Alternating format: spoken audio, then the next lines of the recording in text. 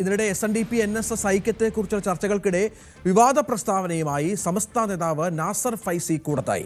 മുസ്ലിം വിരോധത്തിന്റെ പേരിൽ നായർ ഈഴവ ഐക്യം ഉണ്ടാകരുത്. SNDP Yogam general secretary Vellappally നടേശന് മകനുണ്ടെങ്കിൽ NSS ജനറൽ സെക്രട്ടറി സുകുമാരൻ നായരുടെ മകളെ വിവാഹം കഴിച്ച് മാതൃക കാണിക്കുമോ എന്നും ഐക്യം അവിടെ നിന്നും ഉണ്ടാകട്ടെ എന്നുമായിരുന്നു നാസർ ഫൈസിയുടെ പരാമർശം.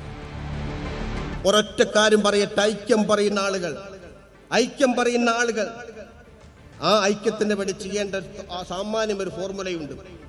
സ്വന്തം ഈഴവജാതിക്കാരനാണ് വെള്ളാപ്പള്ളിയെങ്കിൽ തങ്ങൾക്കില്ലെങ്കിലും സങ്കല്പിച്ചുകൊണ്ട് പറയട്ടെ, താങ്കളുടെ ഒരു മകൻ താങ്കൾ സൗഹൃദത്തോടുകൂടി പറയുന്ന NSS, ഞങ്ങൾക്കെതിരില്ല, NSS ആവാം, NSSന്റെ സംസ്ഥാന സെക്രട്ടറിയുടെ മകളെ കല്യാണം കഴിച്ചുകൊണ്ട് മാതൃക സ്ഥാപിക്കാൻ വേണ്ടി വെള്ളാപ്പള്ളിക്ക് സാധിക്കുമോ എന്ന ചോദ്യമാണ്. ഐക്യം അവിടെ നിന്നുണ്ടാവട്ടെ, സൗഹൃദമുണ്ടാവട്ടെ. കെട്ടിച്ചു കൊടുക്കാൻ പോലും, കുടുംബബന്ധം ചേർക്കാൻ പോലും ഐത്തം പ്രകാരം മാറ്റിനിർത്തപ്പെടുന്നവർ മുസ്ലിം വെറുപ്പിന്റെ പേരിൽ ഐക്യപ്പെടുന്നത് ശരിയല്ല. എല്ലാവരും ഐക്യപ്പെടണം. ജാതി പറയരുത്, ജാതി ചിന്തിക്കരുത്, എന്നൊരുമിച്ച് കൊണ്ടു നിൽക്കണമെന്ന് പറയുന്നവരാണ്.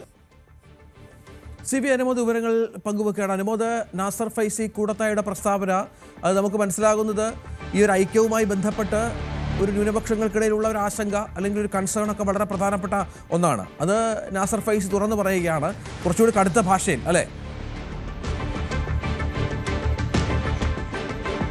തീർച്ചയായും നമുക്ക് കാണാൻ കഴിയുന്നത് ഒരു തരത്തിൽ ധ്രുവീകരണം ഇവിടെ സംഭവിച്ചുകൊണ്ടിരിക്കുന്നു എന്നുള്ളൊരു വസ്തുത തന്നെയാണ്. ഈ ഒരു വശത്ത് നായർ ഈഴവ ഐക്യത്തെക്കുറിച്ച് ചർച്ചകൾ ഉയരുന്നതും അവർ ഒരുമിച്ച് നിൽക്കുമ്പോൾ, മറുവശത്ത് മുസ്ലിം വിഭാഗക്കാർ അതിൽ തന്നെ ഇപ്പോൾ ഒരു പൊതുവേദിയിൽ വെച്ച് സമസ്തയുടെ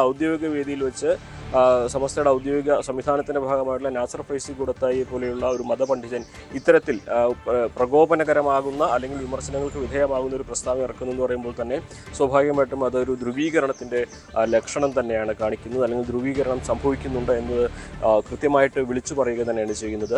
മുസ്ലിം പേടിയുടെ പേരിൽ, മുസ്ലിങ്ങളോടുള്ള ഒരു ആശങ്കയുടെ പേരിൽ, ഇസ്ലാമോഫോബിയ എന്ന് നമുക്ക് പരോക്ഷമായിട്ട് പറയാം, അതിൻ്റെ പേരിൽ ഈ ഒരു സാമുദായിക ഐക്യം എന്നുള്ളത് അംഗീകരിക്കാൻ കഴിയില്ല. എല്ലാവരും ഒന്നിക്കട്ടെ, പക്ഷേ അതിൻ്റെ കാരണം ഒരു മുസ്ലിങ്ങളോടുള്ള ഭയമാകരുത് എന്ന് അദ്ദേഹം പറഞ്ഞു വെക്കുമ്പോൾ സ്വാഭാവികമായിട്ടും ഇവിടെ രണ്ട് തരത്തിൽ ഇസ്ലാമിക ധ്രുവീകരണവും അതുപോലെ തന്നെ മറുവശത്ത് ഭൂരിപക്ഷ ധ്രുവീകരണവും സംഭവിക്കുന്നു എന്ന തരത്തിൽ തന്നെ വേണം കാണുവാൻ. അല്ലെങ്കിൽ അതിലേക്ക് ഒരു പൊതുവേദിയിൽ ഇത്തരത്തിലൊരു പ്രസംഗം നടത്തുകയാണെങ്കിൽ പൊതുവേദി അല്ലാത്ത ഇടങ്ങളിൽ അല്ലെങ്കിൽ ആഭ്യന്തരമായിട്ടുള്ള ചർച്ചകളിൽ എത്രമാത്രം ഈ വിഷയങ്ങൾ അവർ ചർച്ച ചെയ്യുന്നുണ്ടാകാം, അല്ലെങ്കിൽ ഈ വിഷയങ്ങൾ ഈ ഒരു തെരഞ്ഞെടുപ്പിനെ സ്വാധീനിക്കുന്ന തരത്തിലേക്ക് മാറുന്നുണ്ടാകാം എന്ന ചോദ്യം തന്നെയാണ് ഉയരുന്നത്.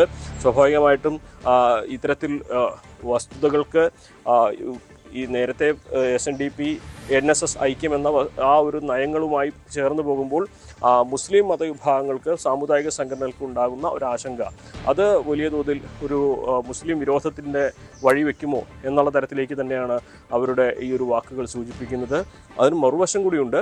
ഇപ്പോൾ തന്നെ സാമൂഹ്യ മാധ്യമങ്ങളിൽ ഹൈന്ദവ ആഭിമുഖ്യമുള്ള സംഘടനകൾ ഈ ഒരു പ്രസംഗം ഏറ്റെടുത്ത് കഴിഞ്ഞിട്ടുണ്ട്. അതുകൊണ്ട് ഈ ഒരൊറ്റ കാരണം കൊണ്ട് തന്നെ ഐക്യപ്പെടേണ്ടതുണ്ട് എന്നതിൻ്റെ ലക്ഷണമായിട്ട് വേണം ഇത്തരം പ്രസ്താവനകളെ കാണുവാൻ എന്ന തരത്തിൽ മറുവശത്ത് ഹൈന്ദവ ആഭിമുഖ്യമുള്ള സാമുദായിക സംഘടനകളും രംഗത്ത് വന്നിട്ടുണ്ട് എന്നുള്ളതും ശ്രദ്ധേയമാണ്. സംസ്ഥാനത്ത് മുൻപൊന്നുമില്ലാത്ത രീതിയിൽ ഒരു ധ്രുവീകരണത്തിന് വഴിവെക്കുന്ന തരത്തിലേക്കുള്ള സാഹചര്യങ്ങളാണ് ഈ ഒരു പ്രസ്താവന തീർക്കുന്നത് എന്ന് ഈ ഒരു ഘട്ടത്തിൽ വിലയിരുത്തേണ്ടി വരും. ശരി രഞ്ജിത്ത്. കൂടുതൽ വാർത്തകൾക്ക് News 18 Keralam YouTube channel subscribe ചെയ്യുക.